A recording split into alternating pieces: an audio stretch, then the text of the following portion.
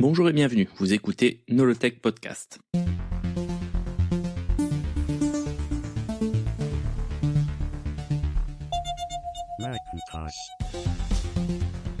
Nolotech Podcast, épisode 9, John Sculley, seul maître à bord. Comme nous avons pu le voir dans l'épisode précédent, John Sculley a réussi à déjouer le coup d'état de Steve Jobs. En l'écartant, John Sculley devient le seul maître à bord. Cependant, tout n'est pas rose. À peine a-t-il le temps de savourer sa victoire qu'il doit déjà faire face à de multiples crises.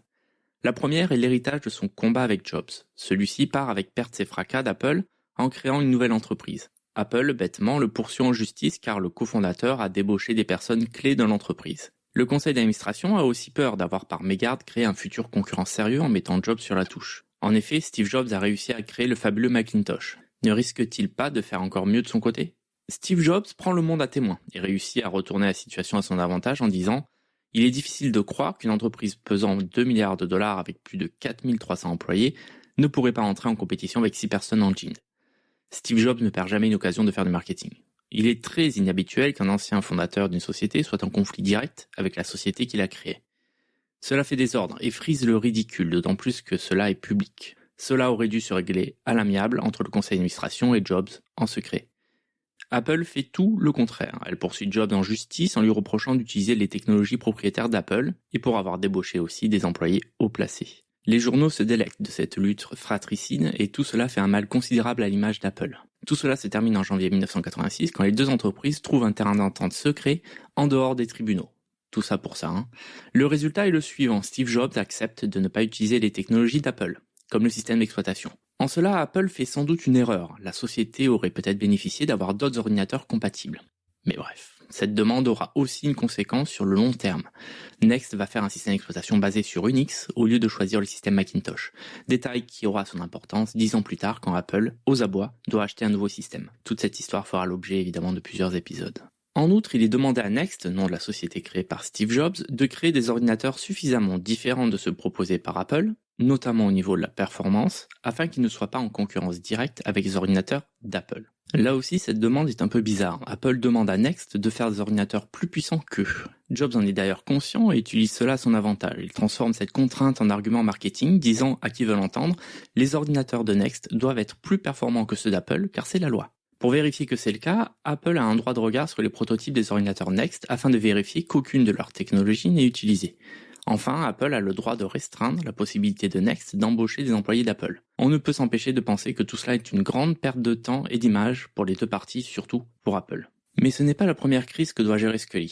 La deuxième arrive en parallèle et aussi importante sinon plus. L'année 1985 est catastrophique au niveau des ventes et Apple annonce des pertes sur un trimestre pour la première fois de son histoire. Pour gérer cela, Sculley est obligé de licencier en masse. 1200 personnes sont virées sans ménagement, soit un cinquième des personnes travaillant chez Apple. C'est d'une grande violence, de quoi faire passer le mercredi noir pour une plaisanterie. Si vous voulez en savoir plus sur le mercredi noir, je vous conseille d'écouter l'épisode 4 sur l'Apple III. Sculley a beau être le seul maître à bord, il est tout de même un peu perdu sans celui qu'il considérait il n'y a pas si longtemps comme son meilleur ami. À son embauche, Jobs lui avait vendu un rêve, un duel Apple contre IBM, le futur de l'informatique à inventer, une industrie à créer. Au lieu de cela, il semble que les dés sont pipés et que IBM a déjà gagné. Et puis la crise est profonde, il ne va pas inventer le futur, mais plus essayer de sauver les meubles au final. Il a du mal à comprendre des éléments purement techniques, comme le fait que l'Apple II, l'Apple III, le Lisa, le Mac et l'IBM PC sont tous incompatibles. Il faut lui expliquer les différences entre les processeurs MOS 6502 de l'Apple II et le Motorola 68000 du Lisa et du Mac, et en quoi ils ne peuvent pas faire fonctionner des applications programmées pour l'IBM PC et son processeur Intel 8088. Quand Sculley arrive chez Apple, toute l'industrie s'attend à un retournement de situation. La grande croissance du secteur ne peut pas continuer éternellement. Tout le monde se prépare à une crise de grande ampleur. Le secteur se professionnalise et chaque entreprise sélectionne un PDG en conséquence. Apple avec Sculley, qui vient de chez Pepsi, Osborne avec Jonich, qui vient de l'agroalimentaire, et Atari avec un ancien de chez Philip Morris. La crise du jeu vidéo fait penser à toute l'industrie de l'ordinateur personnel qui sont les prochains sur la liste. Le marché est submergé d'ordinateurs à bas prix, comme ceux faits par Commodore ou Radio Shack, et ceux proposés par Apple avec leur prix comparativement exorbitant semblent totalement déconnectés du marché. Et ces mêmes ordinateurs abordables donnent une mauvaise image de l'ordinateur personnel, car ils sont difficiles à utiliser et ne permettent, au final, de ne pas faire grand-chose. La crise commence à faire ses premières victimes avec Atari et Osborne.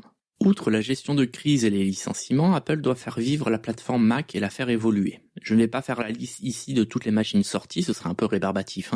Si vous voulez en savoir plus, je vous conseille évidemment de lire mon livre qui entre plus en détail. Toujours est-il que de nouveaux Macs sortent, certains qui gèrent la couleur et d'autres qui permettent d'ajouter des cartes d'extension. Cela est possible à cause du départ de Jobs. Les résolutions augmentent et la plateforme Mac devient la plateforme préférée pour la publication assistée par ordinateur, aussi appelée PAO.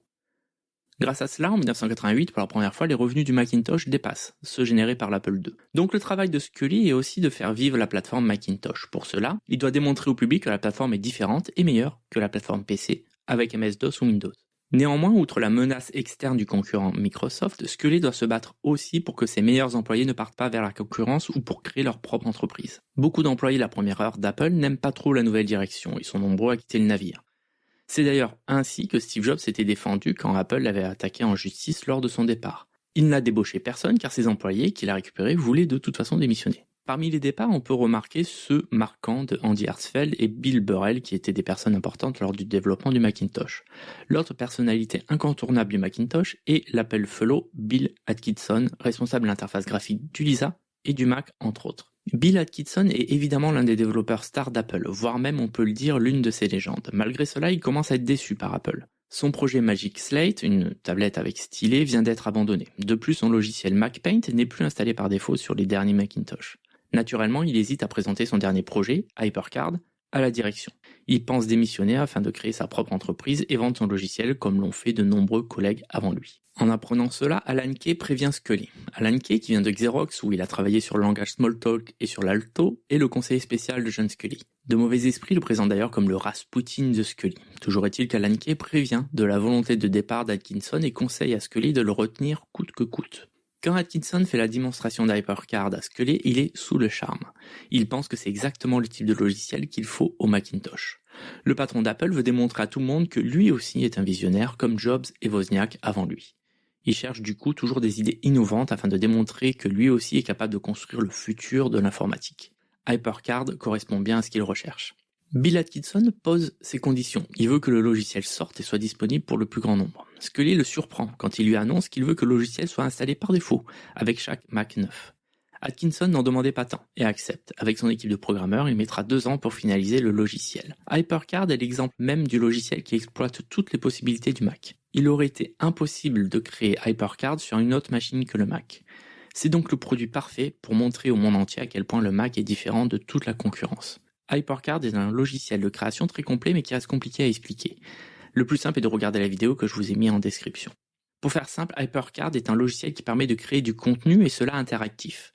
Il possède une base de données avec une interface graphique simple et modifiable associée à un langage de programmation objet, accessible mais puissant appelé HyperTalk. HyperCard permet pratiquement de tout faire sans savoir programmer. Le logiciel est utilisé par exemple en interne chez Apple pour faire rapidement des prototypes d'applications. John Scully annonce HyperCard en août 87. Il le décrit comme le produit le plus important avec lequel il a été associé depuis qu'il est chez Apple. Comme Steve Jobs en avait l'habitude, Scully laisse penser qu'il est lui-même à l'origine de certaines idées centrales d'HyperCard alors que ce n'est pas le cas. Comme promis à Atkinson, HyperCard est installé gratuitement dans chaque nouveau Mac et c'est un succès immédiat. Non seulement des utilisateurs vont créer grâce à lui des logiciels sans avoir à apprendre à programmer, mais de toutes nouvelles utilisations apparaissent. Par exemple, HyperCard est utilisé par des enseignants pour faire des QCM, d'autres l'utilisent pour faire des jeux, et cela sans jamais avoir à écrire une ligne de code. L'exemple le plus connu reste le jeu Myst, entièrement créé avec HyperCard en exploitant à fond la gestion du CD-ROM. Scully a donc pour rôle d'essayer de restructurer Apple. Avec Jobs qui n'est plus là pour saper son autorité, il a les coups des franges pour faire grandir la société. Pour Scully, 1985 n'est pas une année de crise, mais une année où Apple doit mûrir. D'ailleurs, ne dit-on pas que toute crise est une opportunité ? Fini l'esprit hippie et les habitudes de la contre-culture de la côte ouest, Scully reprend les choses en main en instillant un peu de sérieux. Le CEO pense que pour mûrir, Apple a besoin de plus de structure, de discipline et d'obéissance de la part des employés. Structure, discipline, obéissance. Je n'imagine même pas la tête des hippies chez Apple quand ils entendent cela. Structure, discipline, obéissance. On sent que la fête est finie et que les choses deviennent sérieuses. Le management va préférer aux petits génies créatifs sans diplôme des ingénieurs venant d'IBM ou d'HP qui ressemblent à des comptables. Avec tout le respect que j'ai pour les comptables et leur dégaine. Bref, on croise de plus en plus de mecs en costume, cravate et moins de barbus en bermuda et sandales. Scully essaie de transformer l'entreprise à son image. Ce faisant, il essaie aussi d'effacer l'influence des débuts de Jobs. En effet, l'Apple des débuts était complètement à l'image de ses cofondateurs. Jeunes, hippies, californiens, libres d'esprit, inventifs. Soit l'exact opposé de Scully, qui a 44 ans, et toujours habillé dans le costume 3 pièces de luxe. Les origines de Scully sont aussi aux antipodes de celles de Jobs et Wozniak. Il vient d'un milieu aisé du nord-est américain, il a fait ses études dans une école privée élitiste, et il était un étudiant brillant. Là où Jobs et Wozniak étaient un peu des parias, Scully, lui, était populaire et avait d'excellentes notes. Contraste saisissant avec Jobs et Wozniak qui n'ont aucun diplôme, à l'image d'ailleurs des tout premiers employés d'Apple. Outre son éducation, Scully c'est aussi, en fait il sait naviguer. En effet, il épouse la belle-fille du patron de Pepsi, ce qui lui permet d'entrer dans la société rapidement. Même s'il divorce au bout de 5 ans, après avoir eu 2 enfants, il garde de très bons rapports avec son beau-père, quand je vous disais qu'il savait naviguer. Et son beau-père lui donne la mission de gérer la partie brésilienne du groupe qui est en déficit. Scully retourne brillamment la situation et transforme la division brésilienne en division la plus profitable de l'hémisphère sud. Il monte alors les échelons jusqu'à devenir le président de Pepsi en 1977. Bref, tout ça pour dire que Scully n'a rien à voir avec Steve Jobs, il est même l'exact contraire à beaucoup de niveaux. Scully va donc réorganiser Apple et elle en a besoin. Les différentes équipes, que ce soit l'équipe Apple II, Apple III, Lisa ou encore Macintosh, sont toujours en train de se tirer dans les pattes. Pour éviter ces guerres ouvertes qui sont parfois publiques avec des publicités pour des produits différents de la même marque, mais pour un même marché, Scully décide de faire une organisation par fonction, alors que jusqu'à présent, cela était par division. Dans une organisation par division, chaque division a son propre service financier, son service marketing, son service recherche et développement, sa propre usine, etc. Comme si l'entreprise en fait était divisée en petites entreprises indépendantes. Cette organisation par division peut avoir des conséquences néfastes. Des équipes différentes peuvent travailler alors sur un projet similaire, des campagnes marketing qui ne sont pas en accord avec le style de l'entreprise, ou encore des avancées technologiques trouvées par une équipe qui ne seront pas partagées avec le reste de l'entreprise. Avec la nouvelle structuration par fonction d'Apple, il y a une division pour le développement technique où tous les ingénieurs de la société travailleront ensemble. Une division marketing pour l'ensemble des produits, etc. Le patron de chacune de ces divisions est alors sous la coupe directe de Scully. Afin de mettre en place sa vision, Scully va s'appuyer sur sa garde rapprochée. Bill Campbell, Michael Spindler et Jean-Louis Gasset. Jean-Louis Gasset, à ne pas confondre avec Jean-Louis Gasset, ET à la fin, le footballeur et entraîneur montpelliérain, même entraîneur de légende, était le créateur et le dirigeant d'Apple France. Il s'est occupé du lancement du Mac en France, où le livre en 1984 était méconnu. Il décide de changer la campagne marketing complètement en utilisant le slogan qui restera celui d'Apple France pendant des années. Il était temps qu'un capitaliste fasse une révolution. La campagne est un véritable succès et restera dans les mémoires. Je vous ai mis en description l'affiche de la publicité. Apple France est la filiale européenne qui a le plus de succès, et c'est naturellement que Gasset devient le patron d'Apple Europe. Là aussi, son travail est remarqué à tel point qu'il est appelé par Apple aux États-Unis afin d'être à la tête du développement des produits lors de la restructuration. Gasset a beaucoup de qualités, mais il est français, et cela lui sera souvent reproché. Il est brillant, charmant, cultivé, élégant, mais aussi méprisant et hautain envers ceux qui jugent moins compétents que lui. Même s'ils sont nombreux chez Apple à se comporter de la sorte, il est facile pour ses ennemis de mettre en avant que son comportement est dû à sa nationalité. Les Américains adorent pointer du doigt les Français quand ça les arrange. Ils ont juste un petit peu tendance à oublier que c'est grâce à la France s'ils ne sont plus une colonie anglaise, mais passons. L'autre crise que doit gérer Scully est la relation d'Apple avec Microsoft. Historiquement, Microsoft est un allié précieux. C'est l'un des éditeurs de logiciels qui a le plus aidé les plateformes Apple, que ce soit en fournissant des logiciels ou en développant aussi le langage BASIC, qui est un élément fondamental du succès de l'Apple II. Mais les temps changent, comme dit Bob Dylan, ou MC Solar, suivant vos références. En fournissant le système d'exploitation de l'IBM PC, MS-DOS, Microsoft devient un concurrent direct. D'autant plus que le succès de l'IBM PC et ses clones est fulgurant. En 1982, il s'est vendu autant d'Apple II que d'IBM PC et autres clones. Par contre, l'année d'après, en 1983, ce n'est pas du tout pareil. Il s'est vendu 3 fois moins d'Apple II que d'IBM et ses clones. Business Week fait d'ailleurs à ce moment-là sa couverture avec écrit en gros « L'ordinateur personnel, le gagnant », c'est IBM. Malgré cela, la surprise a été grande quand l'entreprise de Bill Gates annonce le logiciel Windows quelque temps seulement après avoir reçu un prototype de Macintosh. La sidération est totale en Californie. La ressemblance entre Windows et le système Mac est évidente. Les ingénieurs d'Apple sont vent debout contre Microsoft. Ils pensent qu'ils ont été totalement volés. Mais ce n'est pas si simple. L'origine de cette crise commence bien des années auparavant quand Steve Jobs cherchait des éditeurs tiers pour son Macintosh afin de ne pas répéter l'erreur du Lisa.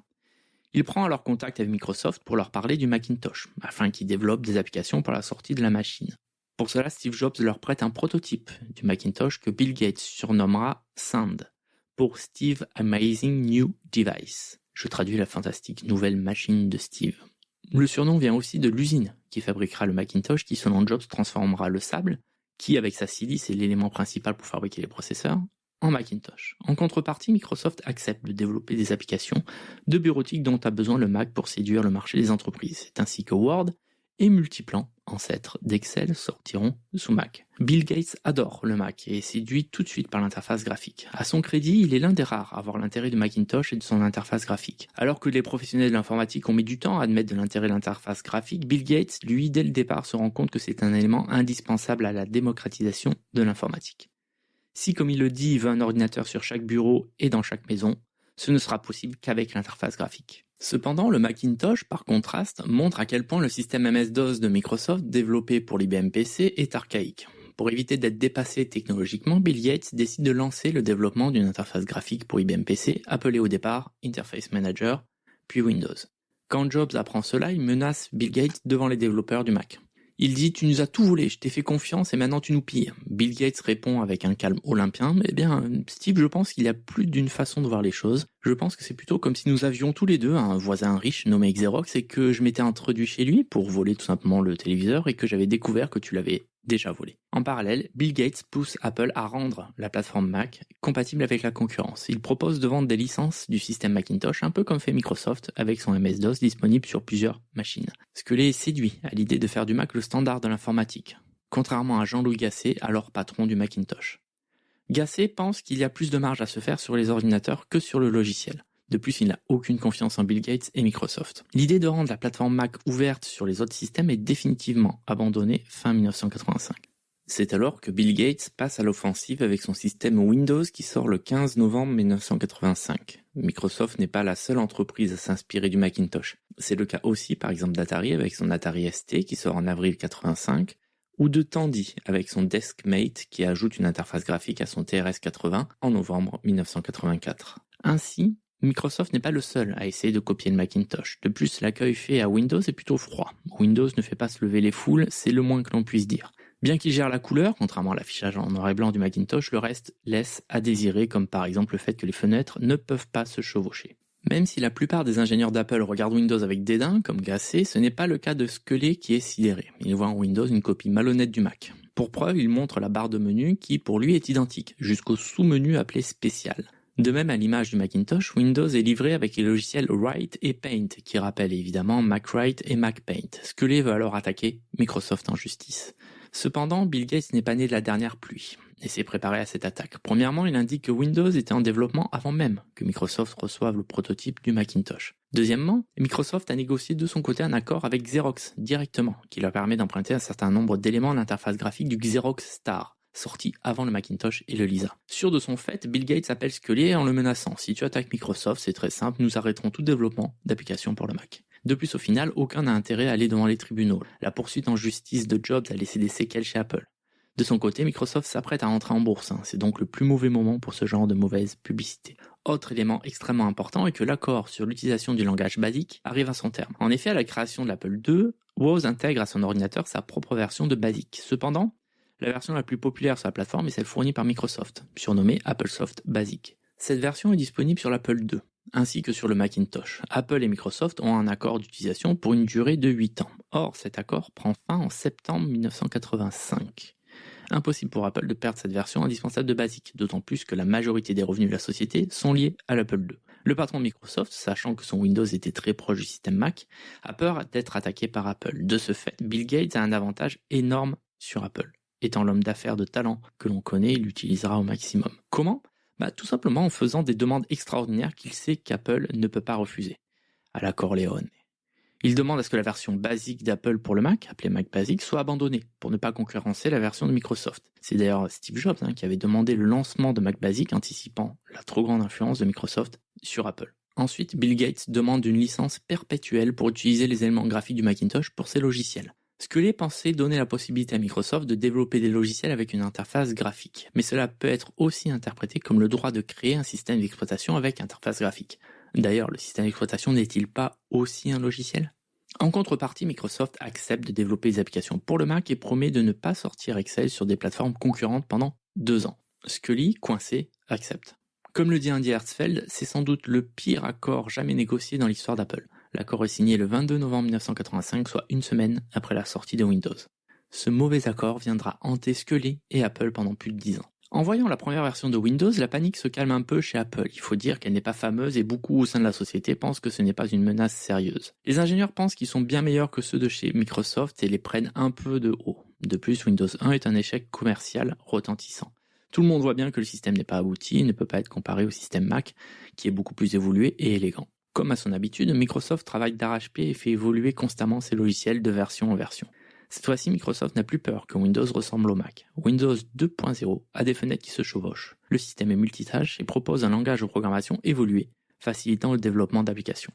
De plus, l'accord entre Apple et Microsoft arrivant à son terme, Word et Excel sont cette fois-ci disponibles sous Windows. Non seulement ils sont disponibles, mais leurs versions sont supérieures à celles du Mac. Et ce n'est pas tout, de nombreuses entreprises commencent aussi à développer des applications pour la plateforme Windows, comme Aldus, Corel et d'autres. La ressemblance de Windows 2 avec le système Mac choque Scully. Il pense qu'il y a suffisamment de similitudes pour pouvoir attaquer Microsoft en justice. De plus, il est persuadé que le contrat signé avec la société de Redmond le protège, car il croit qu'il n'est valable que pour la version 1 de Windows. Chez Apple, tout le monde est confiant. Bien que Windows 2 est bien meilleur que ce qu'ils avaient anticipé, il est bien en dessous de leur système Mac qu'ils jugent supérieur. Et puis, Windows est tellement similaire au Mac qu'il leur paraît évident que Microsoft sera condamné pour ce qu'ils considèrent comme un vulgaire plagiat. Malheureusement, Apple a l'habitude de sous-estimer Microsoft. Et s'il y a bien une chose à éviter, c'est de sous-estimer Bill Gates. Peu de personnes sont aussi impitoyables et obstinées. En 1988, Microsoft continue de faire évoluer Windows, qui devient non seulement plus rapide que le système Mac, mais il est aussi compatible avec plus de logiciels populaires. La plateforme Windows commence à être plus intéressante que celle du Mac pour les utilisateurs et les développeurs. D'autant plus si on prend en compte le coût du matériel qui est 2 à 3 fois moins cher que chez Apple. C'en est trop pour la société de Cupertino qui attaque Microsoft le 17 mars 88 pour violation de copyright concernant l'interface graphique. Apple ne s'arrête pas là et attaque aussi HP pour son interface New Wave disponible sur Windows 2. D'après la société de Cupertino, 189 éléments visuels, rien que ça, seraient violés par Windows 2. Apple vient de déclencher l'arme nucléaire contre Microsoft. Microsoft n'est pas pris au dépourvu et s'est préparé à cette éventualité. Comme la meilleure défense c'est l'attaque, Microsoft attaque à son tour Apple. Néanmoins, la réputation de la société de Bill Gates en prend un coup. Pour le public, le méchant dans l'histoire est évidemment Microsoft, et il le restera longtemps. Les développeurs qui ont des logiciels tournant sous Windows sont terrifiés. Tout leur travail risque d'être rendu illégal du jour au lendemain. Windows peut mourir sans crier gare. Le PDG de Borland fait la comparaison de mauvais goût suivante. C'est comme se réveiller et se rendre compte que son partenaire pourrait avoir le sida. Bon, c'est certes de mauvais goût, mais cela traduit néanmoins bien la panique des développeurs. La peur est de courte durée quand une partie du jugement est rendue un peu plus d'un an plus tard, le 25 juillet 89, qui prend le parti de Microsoft. Pour faire simple, le juge considère que les éléments visuels sont des idées qui ne peuvent pas être protégées par le copyright. Malgré ce revers, Jean-Louis Gasset semble confiant. Il pense que de toute façon Microsoft est incapable de proposer un système aussi bon et facile à utiliser que le système Mac. La réputation de Scully commence à se ternir. Le public, lors de cette affaire, apprend avec surprise l'accord signé en 1985 et ne comprend pas comment Scully peut se faire avoir de la sorte. Comment Scully a pu donner à un concurrent direct son accord pour utiliser ses technologies les plus importantes? C'est inconcevable. Toute cette affaire est loin d'être terminée. Cela rendra les relations très tendues entre Microsoft et Apple, et cela jusqu'en 1997, quand elle sera réglée avec l'aide de Steve Jobs. Mais ça, c'est une autre histoire pour un autre épisode. Merci de m'avoir écouté. Pour m'aider à faire ce podcast, envoyez-moi un message, ça fait toujours plaisir, à nolotech.com/contact ou sur Twitter @nolotech. Vous pouvez aussi partager le podcast et lui donner une note sur les différentes plateformes. Et enfin, vous pouvez aussi acheter mon livre, L'histoire d'Apple, 45 ans d'innovation, disponible partout. J'ai mis tous les liens dans la description. À bientôt.